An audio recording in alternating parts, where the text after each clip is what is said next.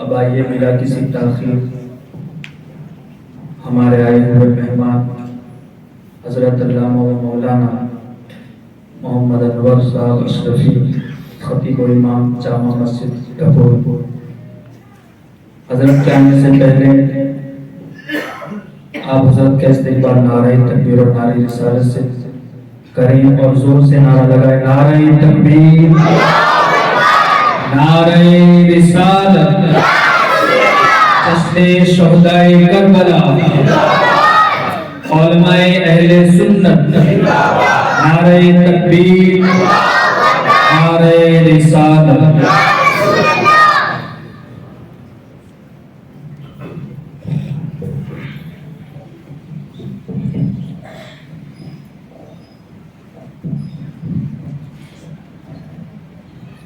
السلام علیکم ورحمۃ اللہ وبرکاتہ۔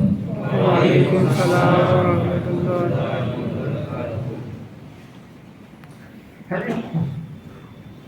الحمد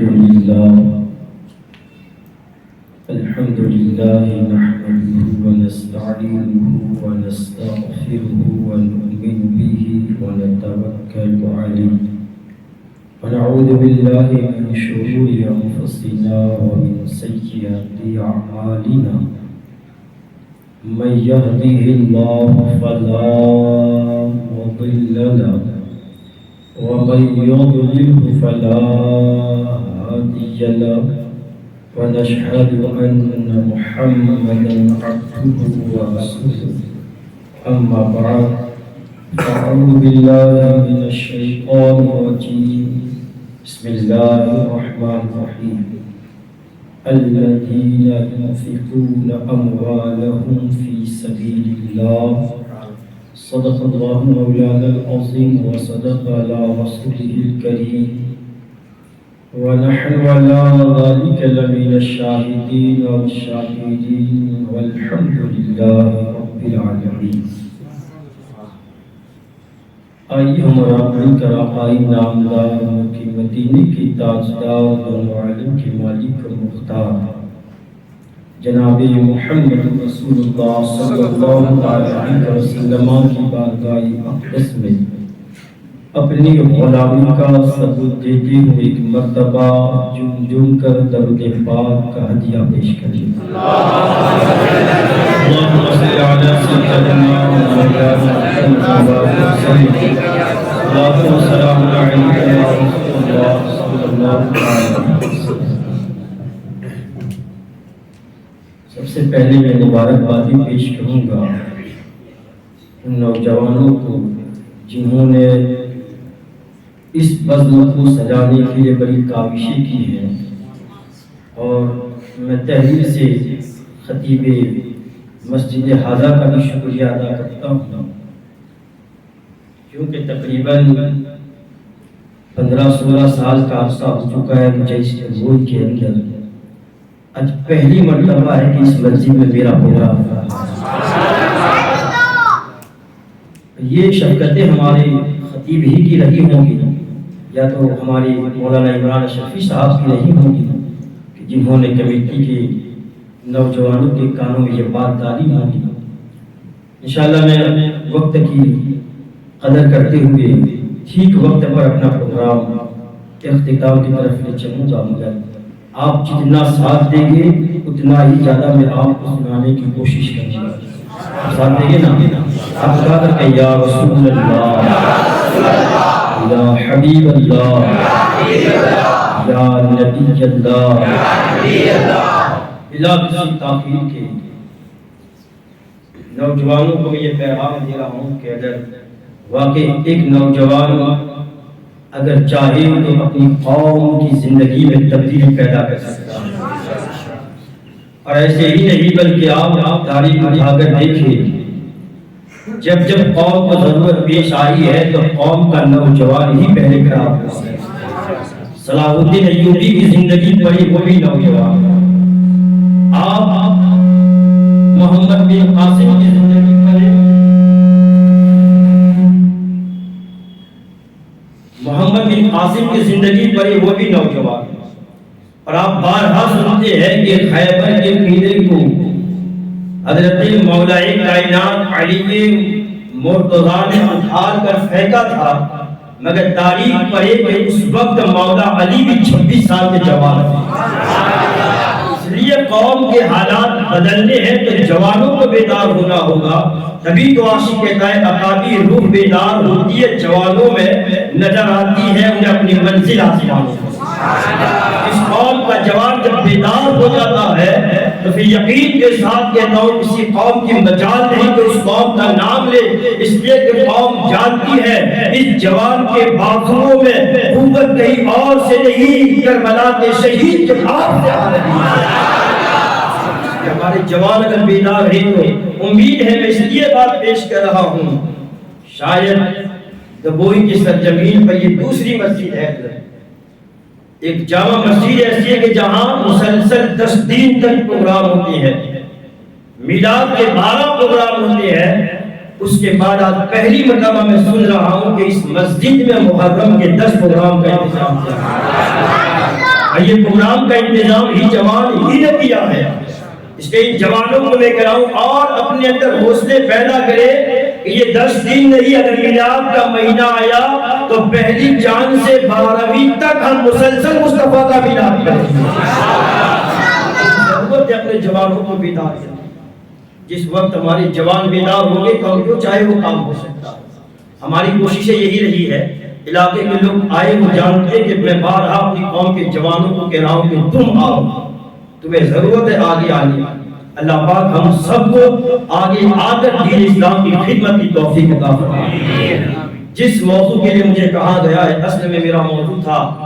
فضیلت اہل بیت، مگر حالات کے اعتبار سے اس موضوع کو دیا گیا، انشاءاللہ میں اسی کے حوالے سے باتیں پیش کروں گا اور سنیں۔ حضرت عثمان غنی رضی اللہ تعالی سرکار مدینہ صلی اللہ تعالی علیہ وسلم کے تیسرے نمبر کے خلیفہ ہیں۔ اسلام کا ابتدائی دور ہے، آغاز اسلام میں حضرت عثمان غنی رضی اللہ تعالی عنہ نے اسلام کو قبول کیا۔ جب قبول کیا تو حضرت عثمان غنی پر بڑی سختیاں ہوئی، عثمان غنی کے ساتھ بڑا ظلم ہوا، عثمان غنی کو بڑا ستایا گیا، اور تاریخ میں ہے کہ ستانے والے کوئی اور نہیں تھے، تکلیف دینے والے کوئی اور نہیں تھے، عثمان غنی پر ظلم کرنے والے کوئی اور نہیں تھے، بلکہ عثمان غنی کے چچا ہیں جو عثمان غنی پر ظلم کرتے ہیں، عثمان غنی کے خاندان کے وہ کافر ہیں جو عثمان غنی پر ظلم کرتے ہیں۔ اور ظلم کی انتہائی تھی کہ حضرت عثمان غنی رضی اللہ تعالی عنہ جب اسلام لے آئے، دامن اسلام میں اپنے آپ کو پیش کر دیا تو حضرت عثمان غنی پر ظلم ہوا۔ ظلم کی انتہا یہ ہے کہ انہیں قید بنا دیا گیا،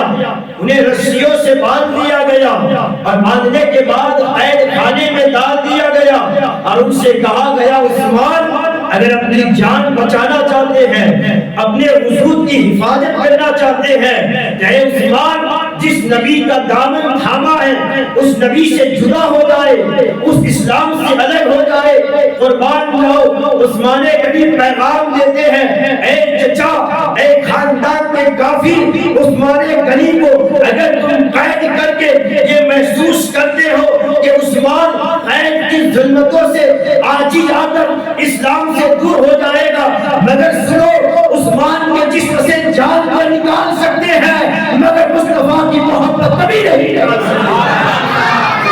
حضرت عثمان غنی اسلام لے آتے ہیں، بڑا ظلم ہوتا ہے، لیکن عثمان غنی کی عظمت کے قربان جاؤ، اور یہ بھی شاید علماء موجود ہے، میں یہ نہیں کہہ سکتا، مگر یہ یقین ہے کہ عثمان غنی جب اسلام میں آئے تھے تو وہ بھی جوانی کی عالم میں آئے تھے، وہ بھی جوان تھے، جوانی کے عالم میں عثمان غنی نے اسلام کو قبول کیا۔ جب دامن اسلام میں آئے تو دیکھو جو نبی کا سچا ہو جاتا ہے پھر اس کی شان کا عالم کیا ہے۔ میرے آقا علیہ الصلوۃ والسلام ارشاد فرماتے ہیں، عثمان جب دامن مصطفیٰ کے اندر آئے، اسلام میں داخل ہو گئے، تو عثمان کی شان کیا ہے؟ نبی فرماتے ہیں لِكُلِّ نَبِيٍّ رَفِيقٌ رَفِيقِي فِي الْجَنَّةِ عثمان، ہر نبی کا ایک دوست ہوتا ہے، محمد کا جنت میں وہ عثمان غنی ہوا۔ یہ کونین فرماتے ہیں کہ محمد عربی کا جنت میں دوست حضرت عثمان غنی ہوگا، وہ عثمان غنی جس کے حوالے سے پیغمبر اعظم ارشاد فرماتے ہیں اے لوگو میری امت کا عثمان وہ ہے جس سے آسمان کے فرشتے بھی حیا کرتے ہیں۔ نبی ارشاد فرماتے ہیں لوگو میری امت کا عثمان وہ ہے جب وہ شہید کر دیا جائے گا تو اللہ آسمان سے فرشتوں کو بھیجے گا کہ عثمان کی نماز جنازہ پڑھائے گا۔ راجہ کا فرماتی ہے لوگوں میری امت کا عثمان وہ ہے جو کل قیامت کے دن میری امت کے 70,000 گنہگاروں کی شفاعت کرتا ہوا وہ عثمان غنی رضی اللہ تعالیٰ عنہ، جن کی عظمتیں، جن کی شان دیکھے آخر یہ مقام کب ملا ہے، یہ عظمتیں کب ملی ہے، یہ شان کب ملی ہے، تو عشق اعلان کرتا ہے یہ انداز، یہ حسین نظارے ہمارے نہیں ہوتے اگر جوڑی میں ٹکڑے محمد تمہارے نہیں ہوتے۔ اس لیے یہ انداز، یہ جو بھی شان ہے، یہ مقام ہے، عثمان غنی اپنی طاقت سے نہیں پاتے بلکہ جو مقام ملا ہے در مصطفیٰ کی برکت سے اللہ نے عطا فرمایا۔ وہ حضرت عثمان غنی رضی اللہ تعالیٰ عنہ اسلام قبول کیا ہے، دامن اسلام میں آئے ہیں تو وہ سچے مسلمان بنے، سچے مسلمان۔ آخر ایک بات پیش کرتا ہوں، حضرت عثمان کی جتنی فضیلتیں بیان کی جائے کم ہے، کیونکہ میرے نبی کے ہر صحابی بے مثال ہیں اور ان کی شان اتنی ہے کہ ہم پوری زندگی بیان کریں زندگی ختم ہو سکتی ہے، صحابہ کی عظمتیں کبھی ختم نہیں ہو سکتی۔ صحابہ کو جان بڑی شان ہے سرکار کی، وہ جانثار صحابہ حضرت عثمان غنی جب اسلام میں آئے ہیں سرکار نے بڑی عظمتوں سے نوازا ہے، سرکار کا بڑا کرم ہوا ہے، یہاں تک کہ تقریباً سرکار فرماتے ہیں اگر میری 100 لڑکیاں ہوتی تو یکی بعد دیگر میں ایک ایک کر کے ساری لڑکیاں عثمان کے نکاح میں دی۔ ساری فضیلتیں برحق عثمان غنی، مگر انداز دیکھیں عثمان غنی کا کتنا پیارا ہے۔ حضرت صدیق اکبر کی خلافت ہے، امیر المؤمنین ہے صدیق اکبر، مسلمانوں کی امیر ہے، اور ایسے وقت میں ایک ملک شام کا آدمی جناب صدیق اکبر کی بارگاہ میں آتا ہے، اس نیت کے ساتھ آتا ہے کہ وہ کسی وجہ سے کاروبار میں نقصان ہوا اور اس کے سر پر قرض زیادہ ہوگا، اب قرض سے چھٹکارا پانے کے لیے کوئی راستہ نہیں، تو اس نے سوچا لاؤ جناب صدیق اکبر کی بارگاہ میں جائے کوئی رستہ نکلا۔ جیسے ہی صدیق اکبر کی بارگاہ میں پہنچے اور پہنچنے کے بعد دیکھا جناب صدیق اکبر سے ملاقات ہوئی، حضرت صدیق اکبر نے ہاتھ پکڑا اپنے گھر میں لے گئے۔ جب گھر میں پہنچا تو ملک شام کا آدمی کیا دیکھتا ہے، جس صدیق اکبر کی بارگاہ میں آیا تھا ان کا حال تو یہ ہے کہ گھر میں چارپائی بھی نہیں ہے، کھجور کی چٹائی پر صدیق اکبر بٹھاتے ہیں، دل میں سوچ رہا ہے یہ امیر المؤمنین جس کے گھر میں آرام کرنے کے لیے چارپائی بھی نہیں، بیٹھی بیٹھی عرض کرتا ہے حضور بات ایسی ہے کہ میں ایک کام کی غرض سے آپ کی بارگاہ میں حاضر ہوا تھا، مجھے دولت کی ضرورت ہے، مال کی ضرورت ہے، میں اپنی ضرورت کے لیے آپ کی بارگاہ میں حاضر ہوا تھا۔ جناب صدیق اکبر نے جواب دیا دیکھو سرکار کے صحابہ کی شان بڑی نرالی ہے، اور تقریباً صدیق اکبر کی اس بات کو جب میں پڑھ رہا تھا تو میرا دل کہہ رہا تھا کہ ہمارے علماء جو اچھا لباس پہن کے باہر گھومتے ہیں یہ بہت اچھا کام ہے، کیونکہ علماء کو چاہیے کہ اپنی غریبی کا احساس قوم کو نہ دلائے، جس وقت قوم غریبی کا احساس کر لے گی تو تمہاری غربت کا فائدہ اٹھانا شروع کرے گی، تمہاری غریبی کا فائدہ اٹھائے گی اور تمہیں حق بولنے سے دبا دے گی۔ جناب صدیق اکبر امیر المؤمنین تھے، مگر تاریخ کا جملہ سنو جب اس ملک کے شام کے آدمی نے کہا گھر میں چٹائی پہ بٹھا کر کہا کہ آنے والے جانتے ہو صدیق اکبر آج 3 دن ہو چکے ہیں مگر ایک لقمہ بھی کھانا نہیں کھایا۔ یہ ہے صحابہ کی شان، گھر میں تو کھانے کا انتظام نہیں ہے 3 دن تک کھانا نہیں کھایا مگر باہر شان سے نکلتے ہیں کہ قوم یہ محسوس نہیں کرتی کہ یہ غریب ہے، بلکہ قوم کو لگتا ہے اگر وقت کا امیر دیکھنا ہے تو کسی اور کی طرف نظر نہ ڈالو، مصطفیٰ کے غلاموں کی طرف ڈالو۔ یہ ائمہ اگر شان کے ساتھ پھرتے تو یہ واقعی ان کے لیے بڑی عظمت کی بات ہے۔ قوم کو احساس نہیں دلانا کہ ہم لوگ غریب ہیں، حالانکہ جانتے کہ ائمہ کا حالات اگر آپ دیکھنے جائیں تو 100 میں سے 90% ایسے آئیں گے جن کے حالات صحیح نہیں ہیں، مگر وہ کیوں نہیں بتا رہی وجہ یہ ہے کہ ہمیں دین کا کام کرنا ہے، ہمیں تبلیغ کرنی ہے، اور حالات یہ ہو چکے قوم کے۔ میں بڑے کنٹرول کے ساتھ باتیں بولتا ہوں، اپنے علاقے میں وفاق بولتا ہوں، اس لیے ہمیں اپنے حالات کو دیکھتے ہوئے اپنی اصلی حقیقت کو قوم کے سامنے نہیں رکھنا، کیونکہ قوم کا حال تو یہ ہے اگر کسی کا منہ بند کرانا چاہے تو بڑی آسانی سے بند کرا سکتے ہیں۔ اس لیے امام اگر اپنے حالات بیان کر دے تو ہو سکتا ہے کہ وہ اماموں کا منہ بند کرا دے، اس لیے امام جب اپنے حالات لوگوں کے سامنے ظاہر نہیں کریں گے تو مجھے یقین ہے کہ مصلی پر کھڑا رہ کر محراب کے سامنے وہی بات بولے گا جس بات بولنے کے لیے اللہ اس کے رسول نے اس کو حکم دیا۔ اور جب یہ بولے گا تو اچھے ایک ایسا آئیں گے تو وہ کانپیں گے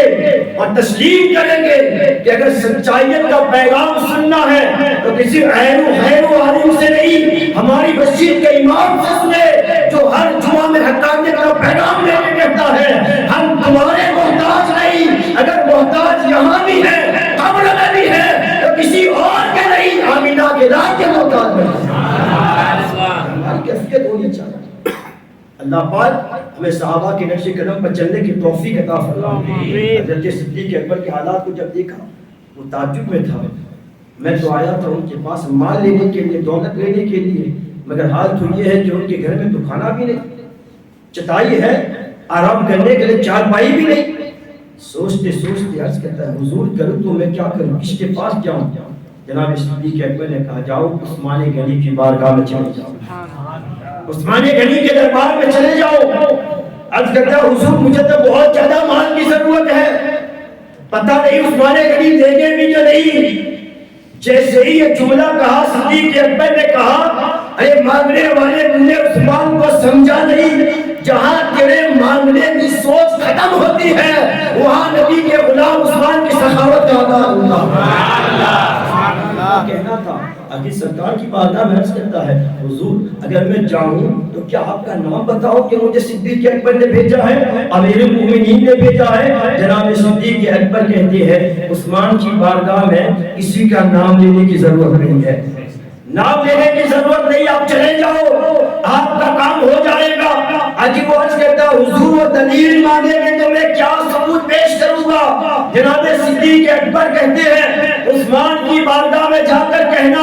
اے عثمان میں غریب آدمی ہوں اور محمد کی امت کا ایک آدمی ہوں، جب تو یہ کہہ دے گا تو عثمان مجھے اپنی بارگاہ سے واپس نہیں کرے گا بلکہ تیری سوچ سے زیادہ عثمان غنی تجھے دیتے ہوئے نظر آئے گا۔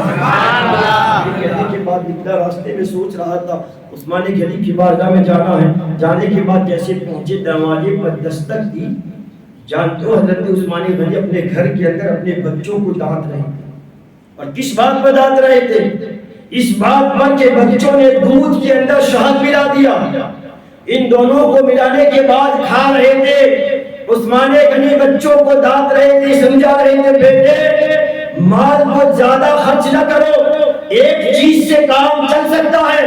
دودھ بھی تو میٹھا شہد بھی تو میٹھا، آپ دودھ سے استعمال اپنا کام چلا سکتے تھے مگر دونوں ساتھ میں ملا کر آپ استعمال کر رہے ہیں۔ عثمان غنی سمجھا رہے تھے، مسافر دروازے پر کھڑا سن رہا تھا، یہ عثمان جو اپنے بچوں کو ڈانٹ رہی ہے، دو چیزیں استعمال کرنے سے منع کر رہے ہیں، سوچ رہا تھا دن میں خیال تھا وہ مجھے کیا دے گی۔ تھوڑی دیر کے بعد حضرت عثمان غنی در سے دروازے سے باہر آتی ہے، وہ سلام کرتا ہے، جواب دیتے ہیں، جواب دینے کے بعد کیا عرض کرتے ہیں اللہ اکبر۔ عثمان غنی کی زندگی پیغام دیتی ہے اگر کوئی تمہاری چوکھٹ پر آئے تو اسے معمولی نہ سمجھنا، اس لیے کہ آنے والا اگر تمہاری چوکھٹ پر آیا ہے تو اللہ کا شکر مانو، اللہ نے تمہیں اس لائق بنایا ہے کہ لوگوں کو تمہاری چوکھٹ پر بھیج رہا ہے، تمہاری چوکھٹ پر بھیج رہا ہے۔ اگر کوئی دین کے کام کے لیے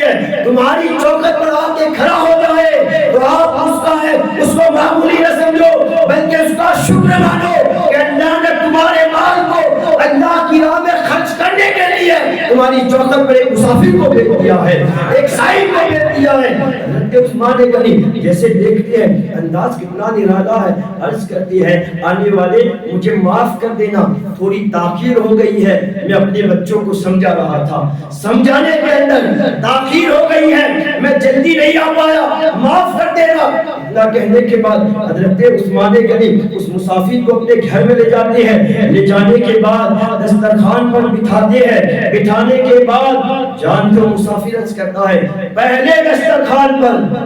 دودھ اور شہد لا کے رکھا اور اس کے بعد پھر کھجوروں کا حلوہ لا کے رکھا۔ مسافر سوچ رہا تھا، اپنے بیٹوں کو ڈانٹ رہے تھے دودھ سے کام چلا دو،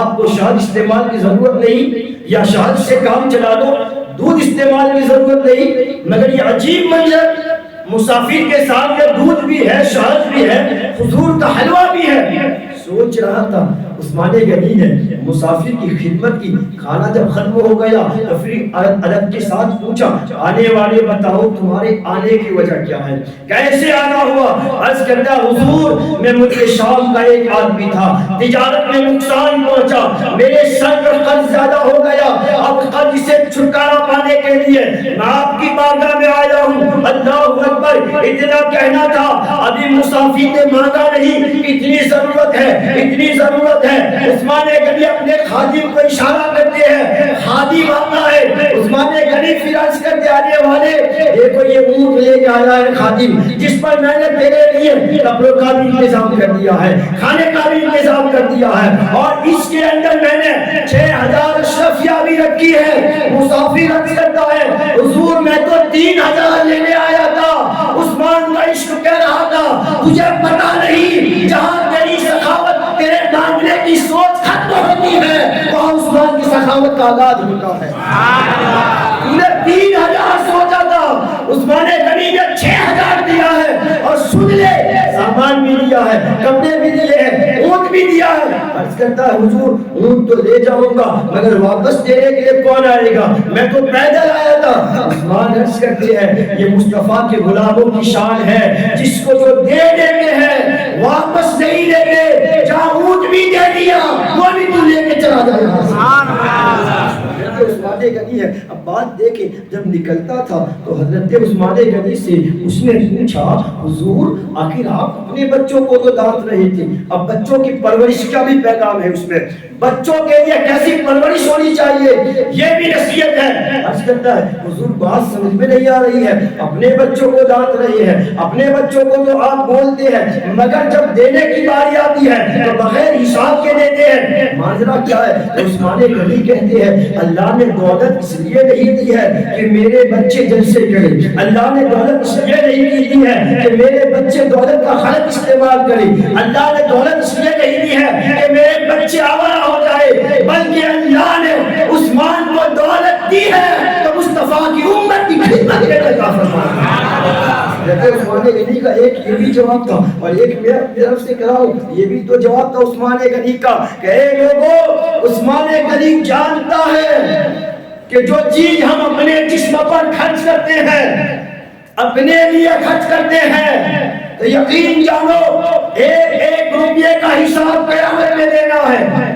اپنے لیے اپنے اوپر جو ہم خرچ کریں اس کا حساب اللہ کو دینا ہے، لیکن جو نبی کی امت پر جو نبی کے دین پہ خرچ کرتا ہے اللہ حساب نہیں دیتا، اللہ بغیر حساب اس کو بدلا کرتا ہے۔ عثمان غنی ہے بڑے سوچ اور سمجھ والے ہیں، وہ جانتے تھے دین کی قیمت کیا ہے، دین کی قدر کیا ہے، اور جس آیت کو میں نے پڑھا ہے آپ تفسیر اٹھا کر دیکھیں، جس وقت تبوک کے موقع پر اسلام کو مال کی ضرورت تھی اس وقت عثمان غنی نے تقریباً 1000 اونٹ سامان کے ساتھ میرے مصطفیٰ کی بارگاہ میں پیش کیا۔ عثمان غنی کے اس انداز کو خدا نے دیکھا تو پھر اللہ نے عثمان غنی کی شان میں قرآن کی آیت کریمہ نازل فرمائی۔ تقریباً میں نے جہاں تک پڑھا ہے عثمان غنی وہ ہے جن کے بارے میں تقریباً 16 یا 18 آیتیں اللہ نے عثمان غنی کی شان میں نازل فرمائی۔ یہ صحابہ کی شان ہے، یہ مقام، یہ مرتبہ ہے. کہ یہ سب شان مقام و مرتبہ ملا کیسے؟ تو صحابہ کا عشق کہہ رہا تھا یہ در مصطفیٰ سے ملا ہے اور در رسول سے ملا ہے. اور صحابہ بتا رہے ہیں کہ نبی کا در ایسا در ہے جو کل بھی خیرات لٹا رہا تھا،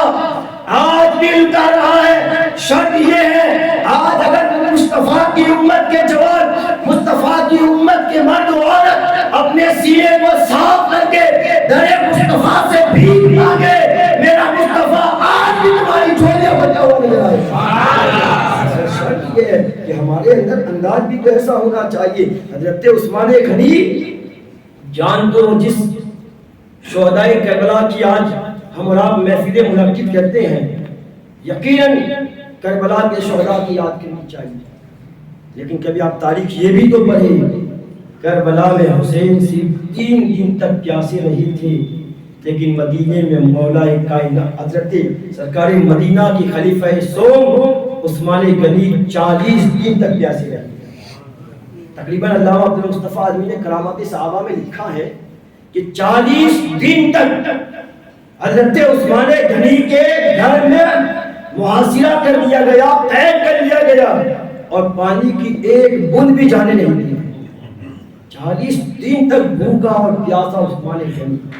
اور ظلم کی حد تو یہ ہے کربلا میں 3 دن پیاسے، پھر نہ شہید کر دیا گیا. لیکن آپ جانتے ہیں کہ کربلا کے شہیدوں کے لاشوں کو اٹھایا گیا تھا، مگر عثمان کی عظمت پر قربان جاؤ، ان کی کاوشوں پر قربان جاؤ. اتنا سب کچھ کرنے کے بعد عثمان غنی کو جب مدینے میں شہید کر دیا تو 3 دن ایسے گزرے ہیں کہ عثمان غنی کی لاش کو کوئی ہاتھ لگانے والا بھی نہیں تھا. سوچے کتنا ظلم، 3 دن تک کوئی ہاتھ لگانے والا نہیں. صحابہ کی کچھ جماعت نے ہمت کی، رات کی تاریکی میں حضرت عثمان غنی کے لاشے کو اٹھایا، جنت البقیع میں لے گئے اور لے جانے کے بعد قبر کھودنے لگے. علامہ عبدالمصطفیٰ آدمی لکھتے ہیں کہ جب قبر کھودنے لگے تو انہوں نے دیکھا کہ ایک گھوڑے سوار کی جماعت بڑی تیزی کے ساتھ قبرستان کی طرف آ رہی ہے. انہوں نے سوچا کہ شاید یہ باغی ہے، یہ وہی باغی جو عثمان غنی کے دشمن تھے، کہیں ایسا نہ ہو کہ وہ ہم پر ظلم کرے، قبرستان میں سیڑھیاں آ رہے ہیں. تاریخ میں ہے کہ کچھ صحابہ تو یہ ارادہ کر چکے کہ ہم یہاں سے بھاگ جائیں، قبر کھودتے کھودتے چلے جائے، کیونکہ انہیں خطرہ محسوس تھا. لیکن جیسے صحابہ جانے کا ارادہ کرتے ہیں تو آنے والا لشکر عرض کرتا ہے کہ اے جانے والوں رکو، ہم تم پر ظلم کرنے نہیں آتے بلکہ عثمان غنی کی تدفین میں شرکت کے لیے حاضر ہوتے ہیں. عثمان غنی کی تدفین میں شامل ہونے کے لیے آتے ہیں. سارے صحابہ ہیں. لشکر آیا اطمینان کے ساتھ، سکون کے ساتھ، بڑی اطمینان کے ساتھ حضرت عثمان غنی کو دفن کر دیا. دفن کرنے کے بعد جب صحابہ آئے تو لکھتے ہیں قسم رب کعبہ کی، ہم نے رات کی تاریکی میں جس لشکر کو دیکھا تھا وہ کوئی انسان کا لشکر نہیں تھا بلکہ اللہ نے آسمان سے فرشتوں کی جماعت کو بھیجا. عثمان غنی رضی اللہ تعالیٰ عنہ جن پر ظلم بڑا ہوا ہے، پیاسا، بھوکا، 40 دن تک پانی سے دور رکھا گیا، عثمان غنی کو شہید کر دیا گیا. اور جانتے ہو عثمان غنی جب شہید ہوئے تھے، حضرت عبداللہ بن سلام سے ایک روایت ہے، عرض کرتے ہیں کہ جب عثمان غنی کو قید کیا گیا تھا میں اتفاق سے ان سے ملاقات کرنے گیا. میں نے پوچھا عثمان کیا حال ہے؟ تو عثمان غنی نے کتنا پیارا جواب دیا تھا، کہا عبداللہ بن سلام آج رات ہی میں نے اپنے نبی کو خواب میں دیکھا ہے. آج رات ہی میں نے نبی کو خواب میں دیکھا ہے. کہا کیا کہا؟ میرے مصطفیٰ نے کہا عثمان تم کیا چاہتے ہو، دنیا میں رہنا چاہتے ہو یا اپنے نبی سے ملنا چاہتے ہو؟ عثمان کہتے ہیں روزے کی حالت میں کہا میرے نبی نے کہا اگر نبی سے ملنا ہے تو عثمان آؤ. عثمان کہتے ہیں میں مصطفیٰ سے جس حالت میں ملا تھا وہ روزے کی حالت میں ملاقات تھا. حضرت عثمان غنی رضی اللہ تعالیٰ عنہ جن کے فضائل تو بے شمار ہیں، ہم بیان کرتے جائیں، مگر مطلب یہ ہے کہ عثمان غنی کی شان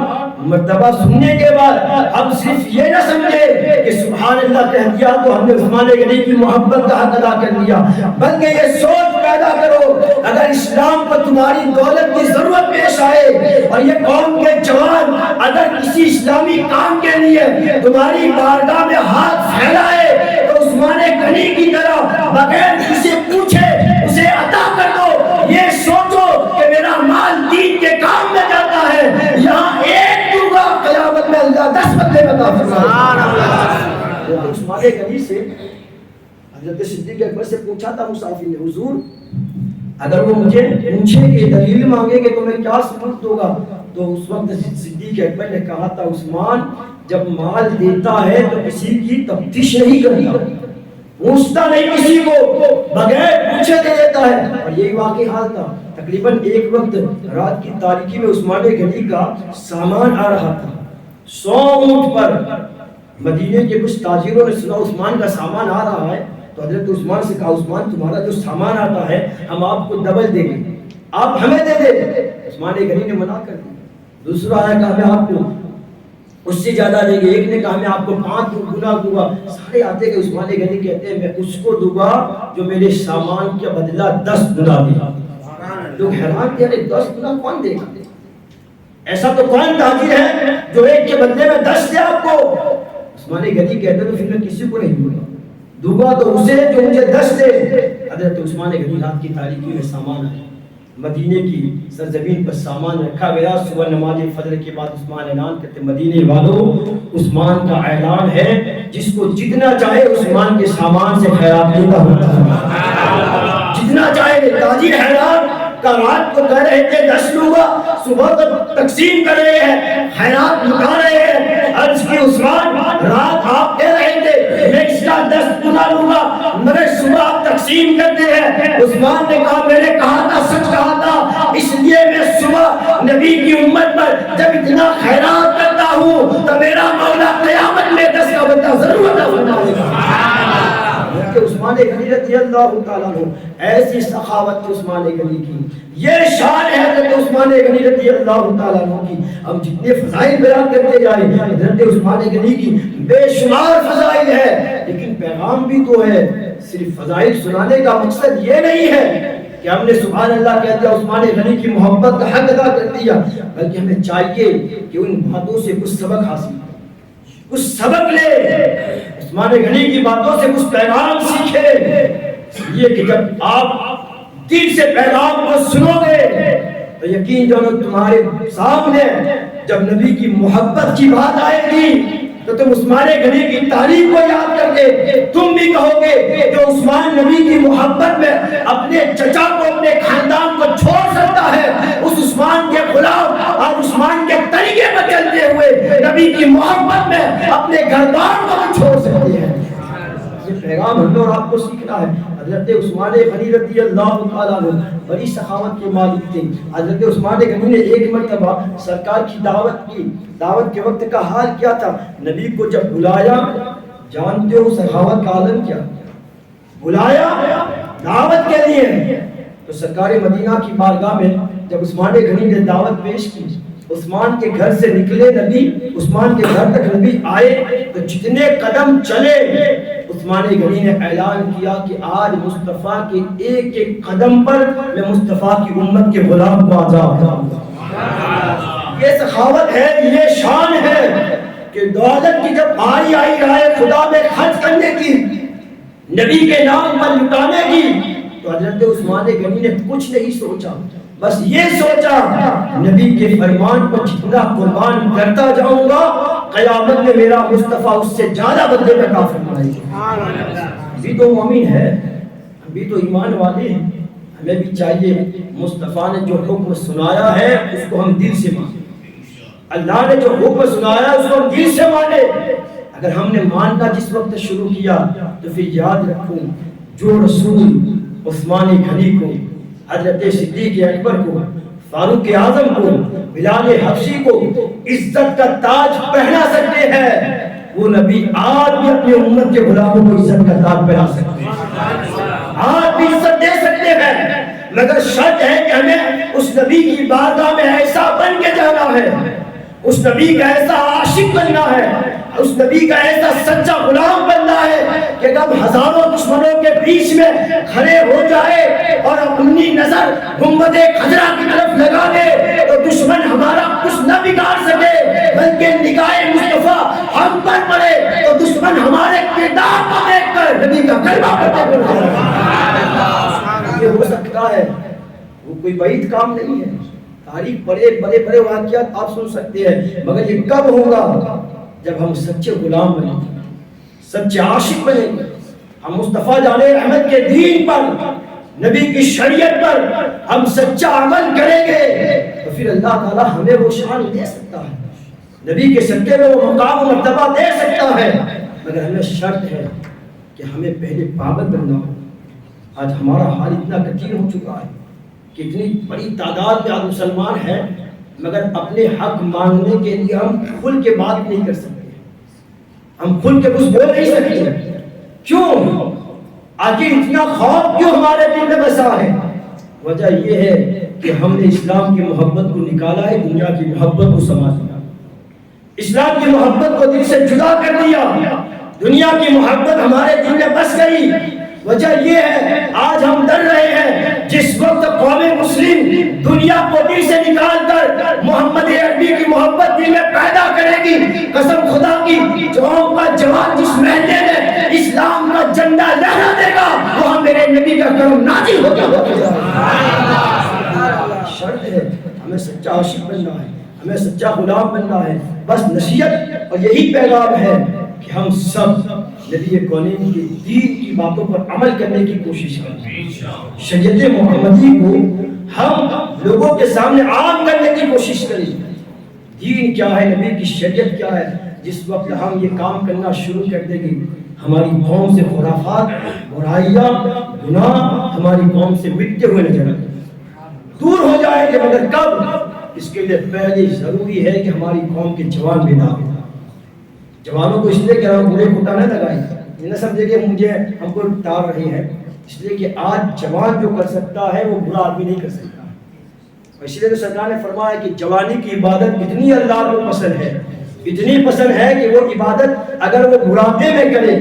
وہ جوان عبادت کرتے کرتے برا ہو جائے تو اللہ اتنی پسند کرتا ہے کہ بڑھاپے کی عبادت کے اندر اللہ فرماتے رسول فرماتے ہیں اللہ کی طرف سے یہ انعام ملے گا کہ جو ثواب اللہ جوانی میں دے رہا تھا وہی ثواب اللہ تجھے بڑھاپے میں دے گا۔